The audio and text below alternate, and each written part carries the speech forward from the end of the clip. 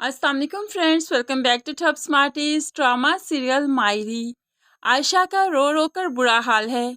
जब से रहीला घर में आई है, आयशा का दिल चाहता है कि खुद को बस मार ही दे, लेकिन आज तो और भी अजियत से गुजरना पड़ा जब फायजा अपना सब कुछ उठाकर माँ के कमरे में आ जाती है। अपने कमरे से बेदखल हो गई तो माँ उसको गले लगाकर बहुत ही रोती है और कहने लगी, जितने दिन भी यहाँ पर हो खुशी से रहो, तुम्हें गम मनाने की ज़रूरत नहीं। बेटियां जब अपने घर जाती हैं तो फिर पता नहीं उनके साथ क्या हो, अब तुम मुझे ही देख लो। इसलिए मैं चाहती हूँ कि अपने मेके में अपने दिन आसानी से गुजारो, खुशी से गुजारो। माँ बेटी के गले लगकर बहुत रोती है। दूर खड़ी ऐनी भी ये सब कुछ देख रही थी जिसके आंसू निकल आए। अब तो उसने ठान ली कि बाप से बात करके ही रहेगी, इसीलिए आज बाप के सामने जाकर खड़ी होगी और कहने लगी, और कितनी अजियत देंगे आप हमें। इस औरत को घर में लाने की भला क्या जरूरत थी? ये हरकत करके तो आप हमारी नजरों से गिर गए। अब बाप को ये बात की तो बाप ने भी थप्पड़ मारना चाहा, जो कि फाहिर ने आगे होकर चचा का हाथ पकड़ लिया और कहने लगा, ऐनी आपकी जिम्मेदारी नहीं, ऐनी अब मेरी जिम्मेदारी है। बेहतर होगा आप मेरी और मेरी जिम्मेदारी से बहुत दूर रहिए।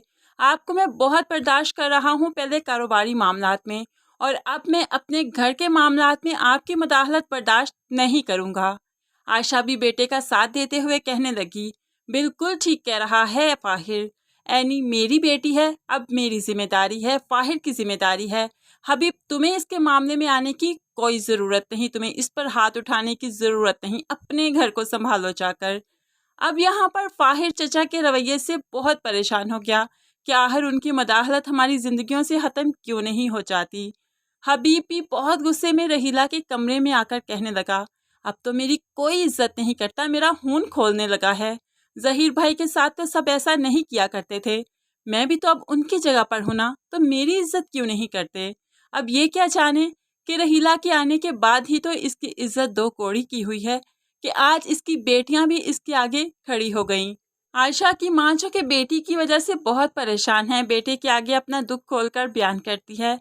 आखिर क्या कसूर है उसका, कितनी मुश्किलात से गुजरना पड़ता है। मुझे तो उस बच्ची को देखकर अब रहम सा आता है। रहीला को क्या ज़रूरत थी वहाँ जाने की, लेकिन जमशेद अभी कुछ नहीं कह सकता, क्योंकि जमशेद बीवी की ज़बान ही बोलता है, उसी के अल्फाज को ही समझता है। अब तो वो बहन और माँ की बात ही नहीं सुनता, इसलिए इनके मामलात में बोलना भी ज़रूरी नहीं समझता। फ्रेंड्स, आज जो फाहिर ने ऐनी के लिए स्टैंड लिया वो तो बहुत ही ज़बरदस्त था।